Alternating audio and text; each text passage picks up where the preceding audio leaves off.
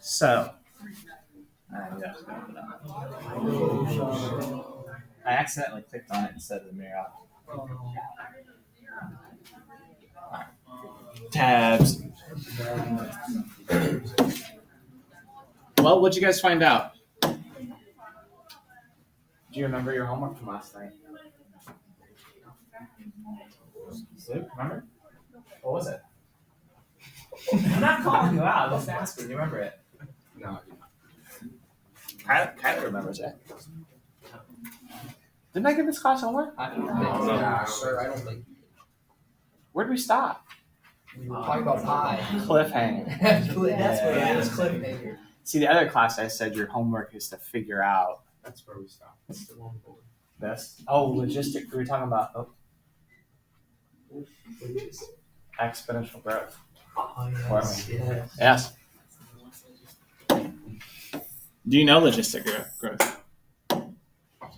So, can I say a sentence without you guys laughing at me? Sure. Can you try not to laugh at me? It's hard to know. I went to a TI Inspire convention out in Seattle. All right. See, I'm sensitive about this. That's good. Did you guys know it's the birthplace of Starbucks? I went to the first Starbucks. What'd you say? With Mr. Marco. So we flew out. So back up a little bit. We wrote a grant, okay, to get calculators for this class. And that's why you have the calculators you do, all right? Just through a grant. Within the grant, there was some professional development money. And so not through Lake's money, but this grant, we were able to fly out to Seattle to go to the TI Calculator Conference, TI World Calculator Conference. All right, it was spectacular. I felt so nerdy. So you go to these classes all day, and you learn how to use the calculators and all that kind of stuff. Anyway, one of them was modeling, since it was out in Seattle and they was talking about Starbucks, modeling the growth rate of the Starbucks stores. And this was back in 2007, because I went to another one in 2009 in Chicago. Mr. Laverick went to that one. It was random. We were in this hotel, and Mr. Marco, Mr. Laverick, and I, we had to split a hotel room, so 2 beds and a couch. And so Laverick goes to bed early. I drew the short straw on that one. I had to sleep on the couch. So Laverick goes to bed early. So Mr. Marco and I are out walking around the hotel. Come to this, what's it called? I can't think of the word. Vending machine. Okay, come to this vending machine.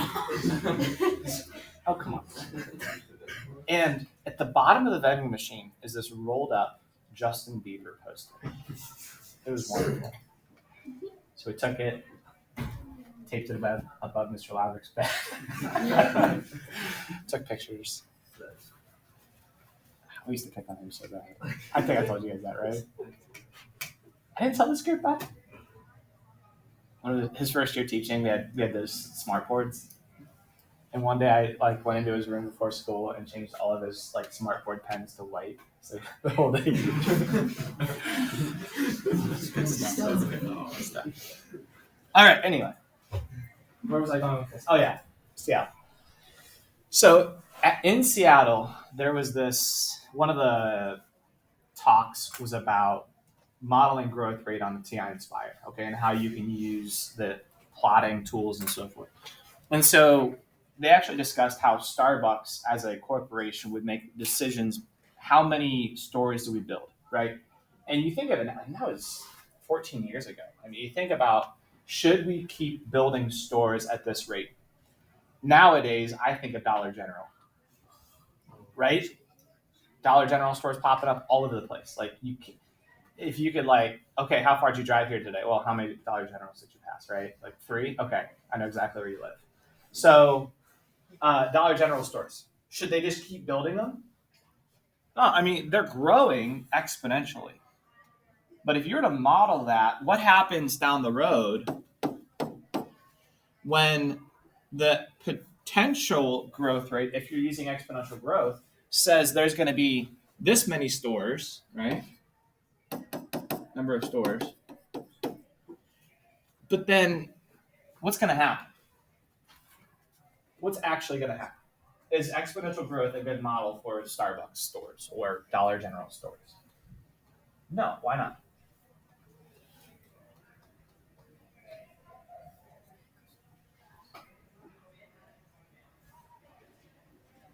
Why not? It might appear exponential at first, but then Run out of room, we can't expand overseas, some culture issues like that. right. Oh, there's a Dollar General there, and there's one right there. Like across the street, that doesn't make sense. Like you wouldn't keep building stores exponentially, correct? So what actually happens is you see this exponential growth, and then you see a taper off, and it has to taper off as far as the growth rate goes because these conditions, these real life criteria, can't support that. Right? Population growth. Think about like the deer population. They're actually doing a controlled hunt in Quail Hollow right now because the deer population is out of control. All right. What's going to happen if the deer population grows exponentially? Like this, like crowded, and just next to each other, shoulder to shoulder, right? They actually start to get these diseases because of overcrowding. They start to the food supply goes short. The farmers' crops across the street. The farmers can't farm and so forth. Anyway, has to taper off. Now they don't have any natural predators around here, so humans hunt, but no natural predators. So what's controlling this population growth? Food supply, right? All this kind of stuff. So what happens to these populations? They grow really fast and then they kind of taper off. What about other things like rabbits? Right? We have them multiple. Right? They grow exponentially. Well, then they do have predators, and there can only be so many rabbits in a certain area, and you'll see it kind of taper off. Anyway, this is called logistic growth. Logistic.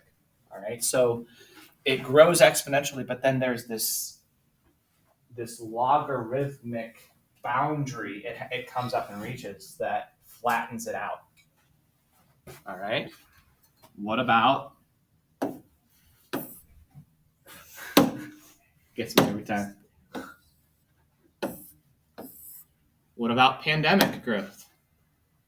All right, we saw that last October. Saw it go down. It grew very quickly at first. What happened? People started social distancing, started washing hands, wearing masks, whatever you want to consider was the deterrent. But it went up. And remember, did you hear the terms of exponential growth for pandemic? Did you hear those terms? We did, right? And then we said flatten the curve. What does flatten the curve mean? We talked about this a little bit earlier in the year, I think.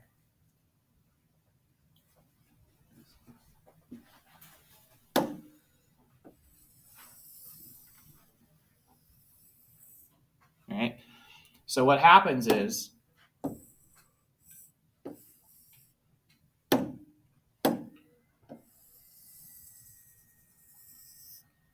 what if I tell you the areas under these curves are the same? Okay, say this is measured in cases per day. Cases per day. Do you know what the area under those curves would represent? And x-axis is in days. Say it again. Total number of cases in that. Yeah. What if you have a miles per hour graph? Ready? What does the area under a miles per hour graph mean? Miles, distance traveled. You drive 60 miles an hour for 3 hours. What does that rectangle represent? 3, 60, areas 180 miles. So the area under, this is key. I'm really giving you a strong foreshadowing here of where we're going with this. Okay, big second semester idea. Whether it's flat, whether it's curved, the area under a rate function, miles per hour, miles. Cases per day, what does the area represent? Cases, number of cases. What if I tell you these are the same area? Because this is what we were proposed with last April. We're going to flatten the curve. But wait a minute, we're going to have the same number of cases. We're going to have the same number of cases no matter what, hypothetically. Why did we flatten the curve?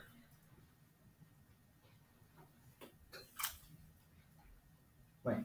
Is it because it's like hospitals have a harder time dealing Yeah, with oh, the yeah. record? Right here on this day, hospitals can't have the staff or the room to handle that. Here they can, and it's going to be a longer duration. They're going to have to deal with this, but we're buying them some time. That was the whole point of flatten the curve. It wasn't to reduce the number of cases.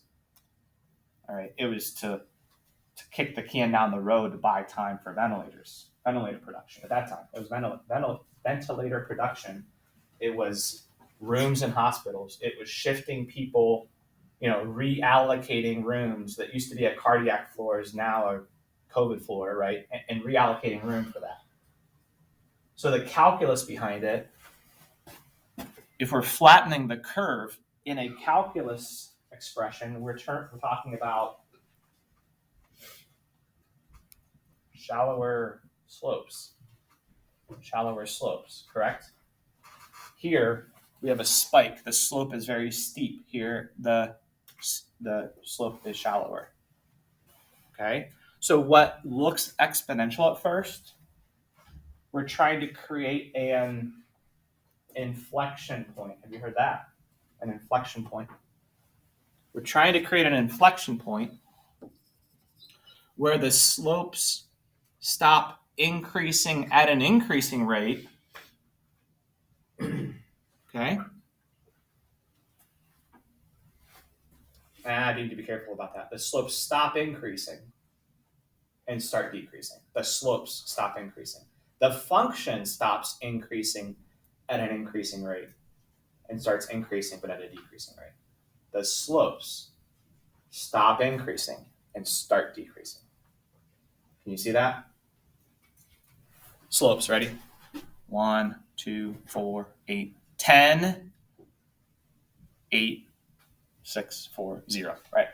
The slopes stop increasing and start decreasing, flattening the curve, creating an inflection point. Does this make sense? All right. So these are modeled by exponential logarithmic functions for a while, and then they start to flatten out. All right. Then who knows what it is? Because a lot of different factors come into play. Seasonal change, how close people are in the summer versus in the winter when it's colder, they're inside more. So everything that goes into it. So we talked about E. Do you know what E is? Remember what E is?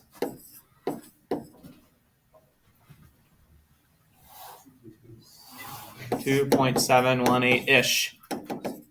That's rounded to the nearest 1, 2, 3, 4. That's rounded to the nearest 6 decimal, right? Sig fig joke. All right. Pi.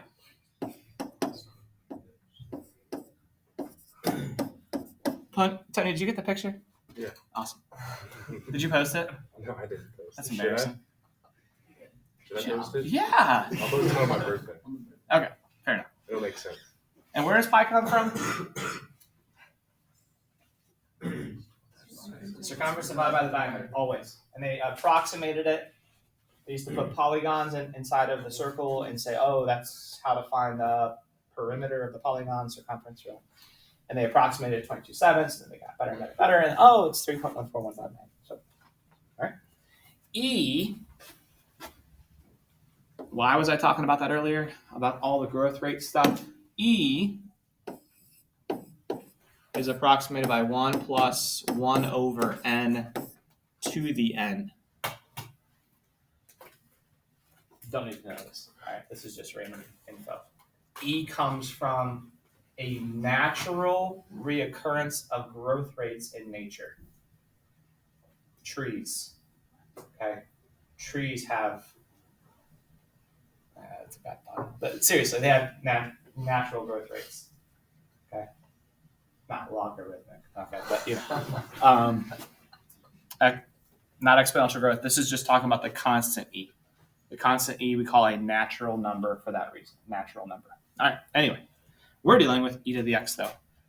So 2.718 to the first, to the second, to the third, and so forth. And then other bases. Now, these are the same, but a could be any constant, not 0, not 1, but other values. This is different than the power rule. A to the x, we're not going to subtract 1 from the exponent. We're not going to bring the exponent down and multiply and then subtract 1 from the exponent. That's the power rule. This is not a power function. Do not confuse that. A to the x is not a power function. If you see 3 to the x, it's not the power rule. It's its own rule. X to the third, yeah, power rule. 3 to the x, no, different rule. We're learning it today. ln of x and log base a of x we'll learn today. We ended with this yesterday. The derivative of e to the x is e to the x. And I think, did we practice this one? E to the x cubed? I think we left off here. All right, dy dx. Well, if we use the e to the u rule, it's e to the, what does the rule say again? E to the u times du dx. E to the x cubed. So keep u, e to the u, keep it. But then multiply times the derivative of u, which is 3x squared. And I like to write it like that out front. 3x squared times e to the x cubed.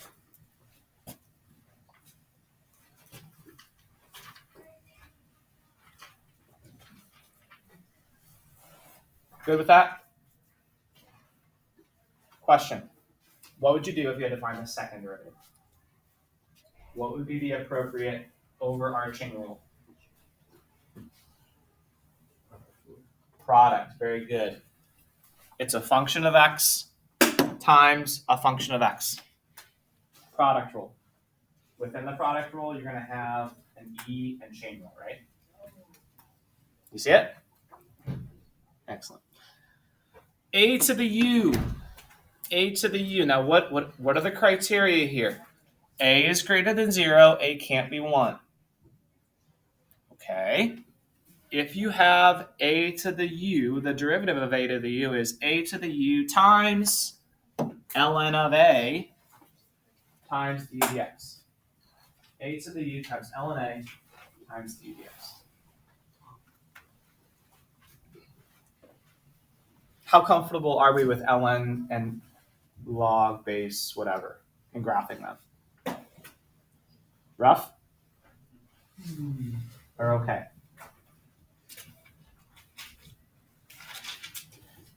Do you know how to evaluate ln's? Not derivatives, just pre-calc, evaluate.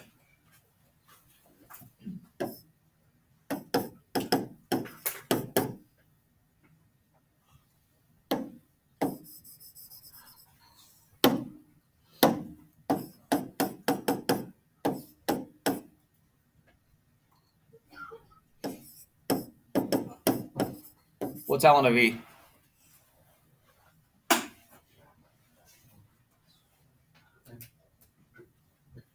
1, correct? Remember the swoop? What's ln? It's really log base e of e. So we're asking, question mark, swoop, e to the what is e? The answer is 1, right? What's ln of e squared? 2. Agreed? Remember in the swoop? Cool. Is du dx inside the logarithm or no? It's not. So it's ln of a and then tacked onto the n is du dx.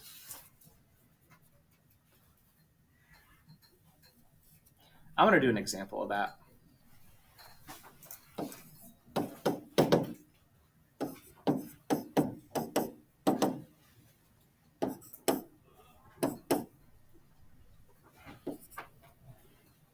All right, 4 to the x squared. Find dy dx.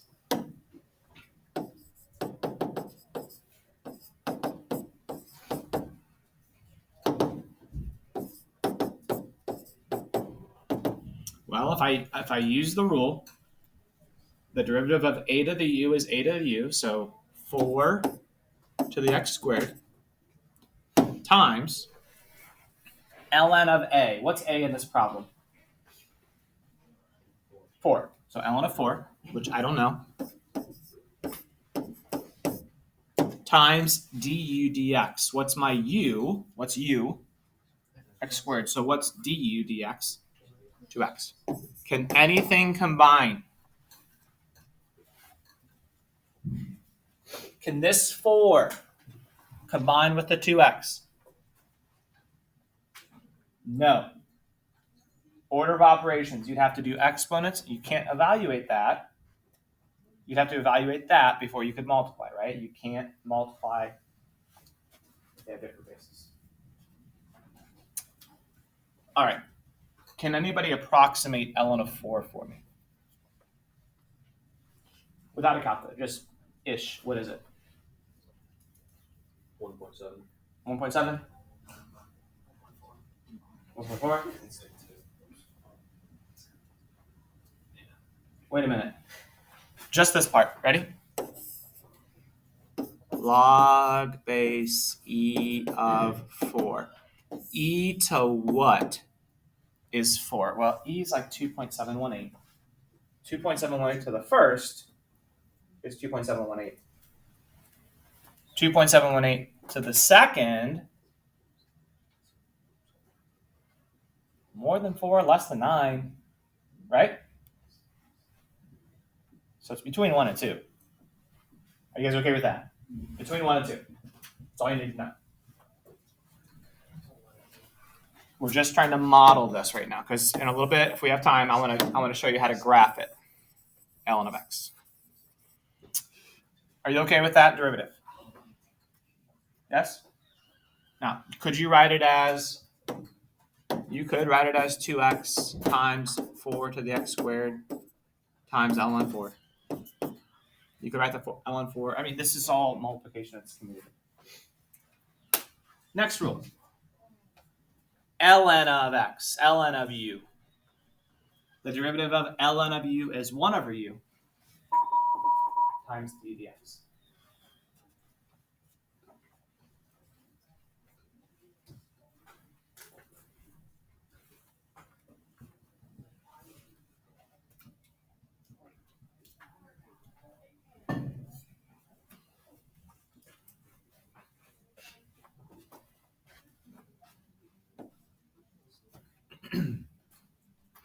One over u times d dx. We're going to see that one a lot. E to the x you're going to see a lot. ln of u you're going to see a lot. All right, let's practice this one.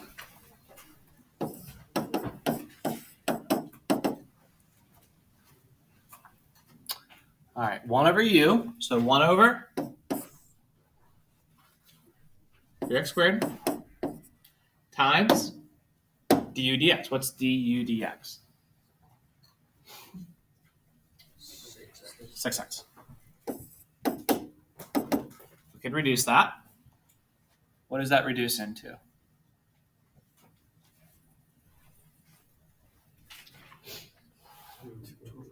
Two over x.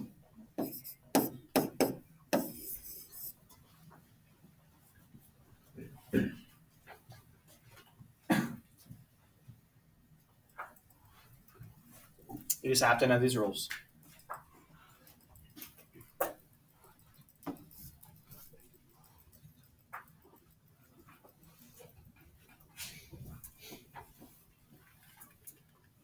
All right. To understand the derivatives, you guys mentioned to me you're not quite comfortable with ln of x. Graphing it. So I'm not going to graph this. I'm graphing just good old y equals ln of x. We're going to go through this quickly. We're just going to model this, okay? So x and y. Does anybody know the domain of ln x? Cool. All real numbers to the right of the y-axis. So greater than 0? Agree? Disagree? So we're talking acceptable inputs, acceptable x values.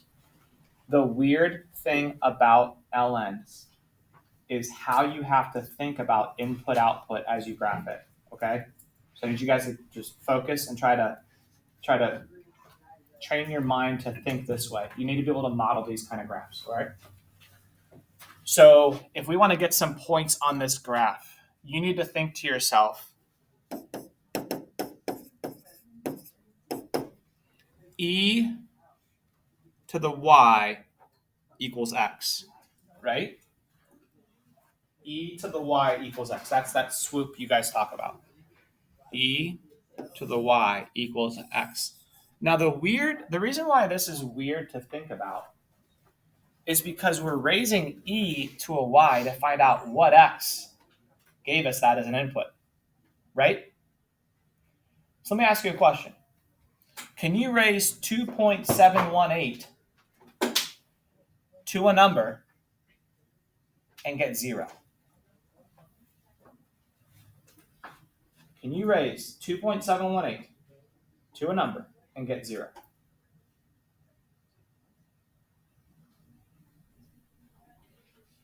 No. Can you raise 2.718 to some number and get a negative number? Can you get a negative number when you raise 2.718 to a power?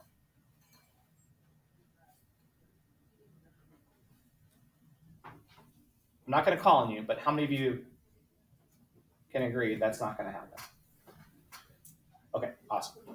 Can you raise 2.718 to a negative power? What's it going to be? Fraction, proper fraction. Agree? Can you raise 2.718 to the 0 power? What are you going to get? 1. Now, be careful. Do you hear what we're saying? We're used to plugging in a value and getting out a y value. Here's the tricky thing. We're raising 2.718 to the y value to find out what x value gave us that. Ready? So we're gonna have to write it as an ordered pair x, y. So here we go. Let's practice. 2.718 to the 0. What is it? 1. Write it as a point. When x is 1, let's do it again. 2.718 to the 0 is 1. Agree? So when x is 1, y is 0. Write it as a point. When x is 1, y is 0. Let's do another point. What's another logical value?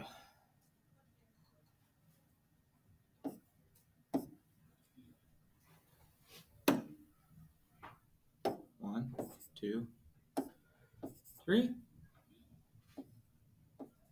E is right there. Right? 2.718 to the blank is E. E to the what is E? 1. When x is E, y is 1. Do you agree with that? E, comma, 1.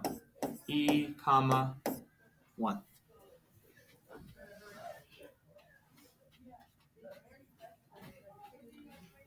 All right.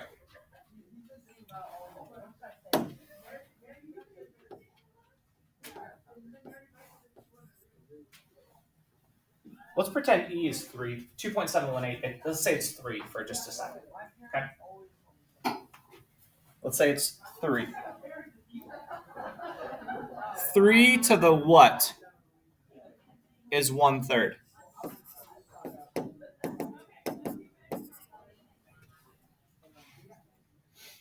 Three to the what power is 1/3? -1, right? When x is 1/3, 1/e, comma, y is -1. Do you agree that point is on the graph? Yes? Do you see how we're modeling this? You need to be able to do this. What about 1/9?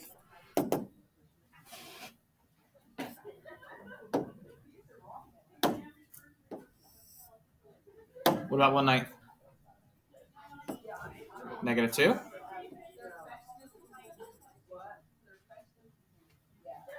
What about 127?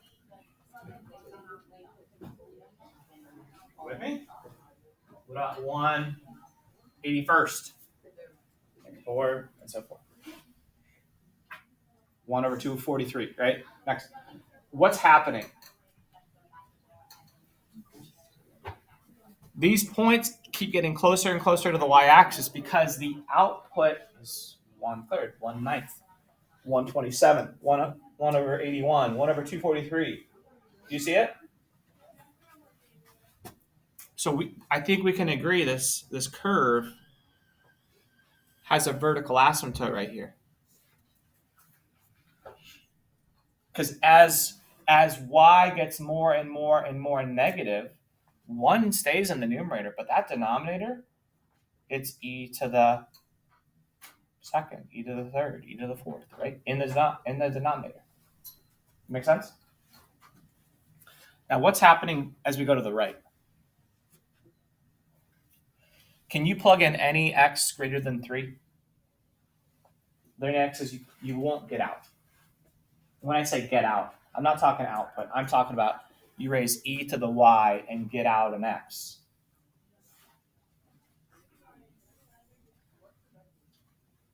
What do you think this looks like to the right?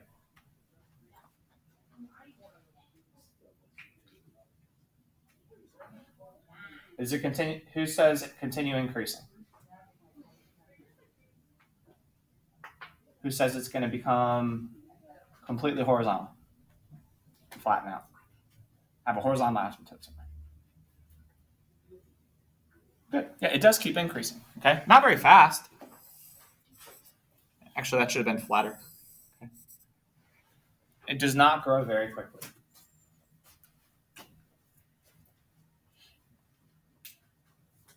But it keeps increasing. Why? Because what's restricting y, right? Aren't we talking about what's the range on this? Well, can I raise e to the 100 when y is 100? Yeah. Can I raise e to 1,000,000? Yeah. Now, huge connection. Are you ready? In case you zoned out. What's the derivative of this function? ln of x, 1/x. That describes the slopes. 1/x describes the slopes. Ready? We're modeling slopes now. As x goes to infinity, the slopes get closer to 0, which means this graph is flattening out, but still going towards infinity. That's weird, isn't it? That makes sense? It can do that. It can go towards infinity, but not very fast. Very slow. Very slow. Does that make any sense? Could you graph 1/x on the same viewing window? 1/x is in the first and the third quadrants, right? We don't see it in the third quadrant. Why not? Because a function is only differentiable when it is smooth and continuous. What's this function's domain? X greater than 0. You can't have slopes where this didn't exist. So even though its domain, the derivative domain, is 1 over x, it only exists when x is greater than 0. Does that make sense? Because the derivative can only exist where this original function existed. And what does that graph look like? It looks like that. The slopes start off very, very steep, very, very high. Oh yeah, the slopes are very, very steep on this right graph. Then the slopes get close. They're still positive, but getting closer to 0.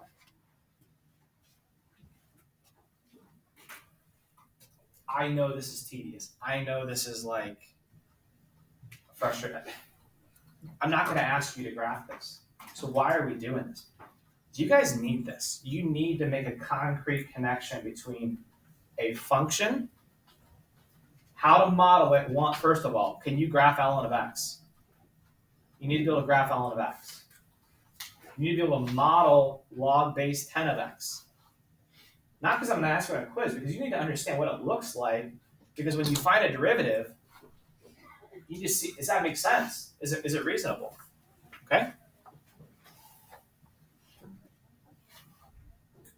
And I think you guys come in here still not quite comfortable with these graphs. Does that make sense how to model it, to graph it? Okay, huge.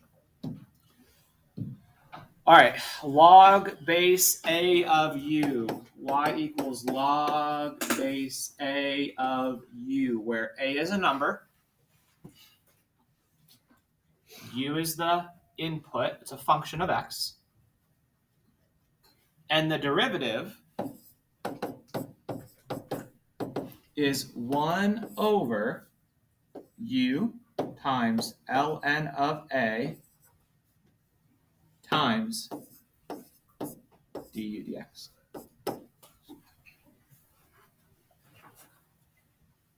How to remember this one? 1 over ulna. 1 over ulna. Not to be humorous, but 1 over ulna.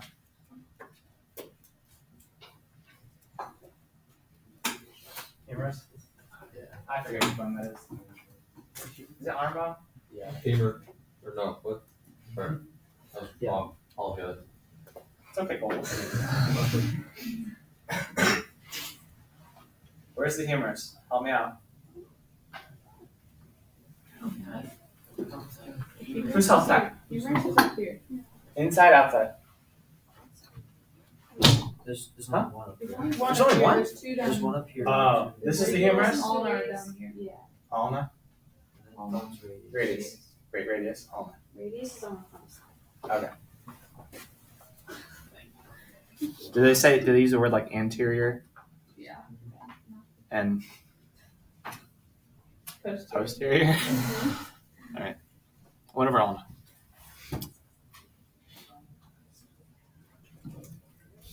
Let's practice that one. Let's give you an example for that one.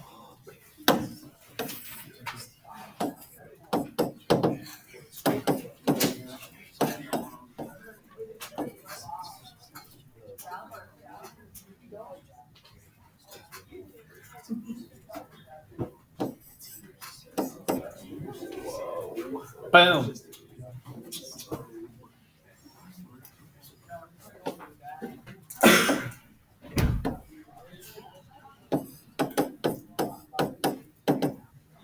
One over, what's u in this problem? Square root of x times ln of 3 times du dx. Now, du dx is the derivative of radical x, which we know, we've done it so many times. 1/2 x to the negative 1/2 times 1, right? In this case.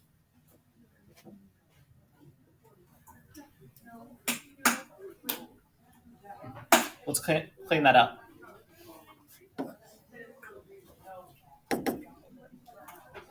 The 1/2, 1 stays up top, 2 goes down below. What happens to the x to the negative 1/2? Goes to the bottom. multiplies radical x times, which is times 3. Beautiful. 1 over all.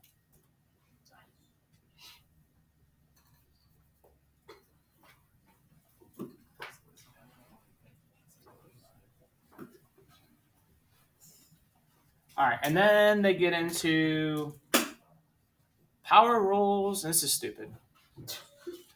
U is a positive differentiable function of x, n is a differentiable function of x. They're just rewriting the power rule that we already know. Done. All right. 5x to the cube root of 4. It's our last problem for today. Tomorrow we'll do what's called logarithmic differentiation. It's a process that's like, there's not a rule for this. I don't have a rule for this. Last resort. It's logarithmic differentiation. All right, now what's this one though?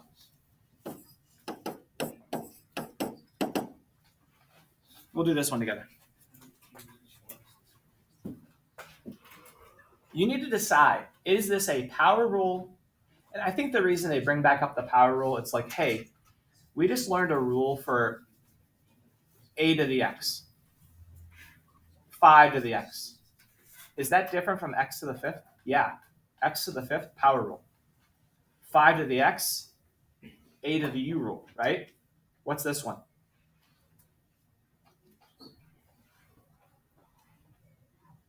Is it x to a numerical power? Or is it a numerical base to an x power? X base number power rule. Ready? Power comes down. Now it's a chain rule. Leave the inside alone. What do we do with the exponent? Subtract 1 times, what's the derivative of the inside? 5. So I would write this as 5 cube roots of 4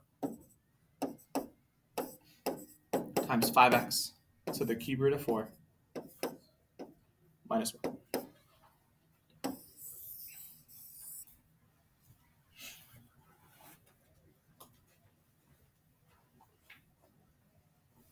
There's really not much we can do with that. But the key was, do you recognize it's a power rule still? You guys okay with that? It's a power rule. All right, last comment for today. We learned an e to the u rule. We learned an a to the u rule. Why are they different? E is a number. It's raised to the u. A is a number. It's raised to the u.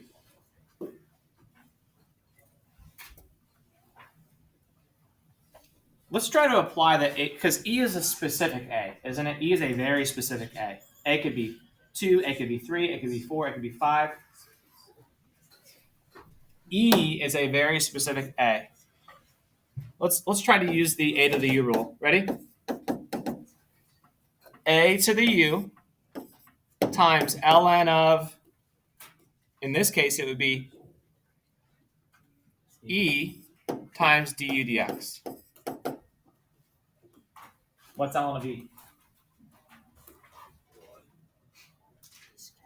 It's 1. So E to the U du dx is a special case of the A to the U rule, where ln of E is 1 every time. All right.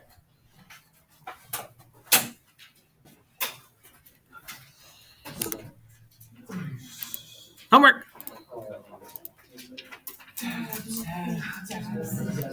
You're seeing my tabs.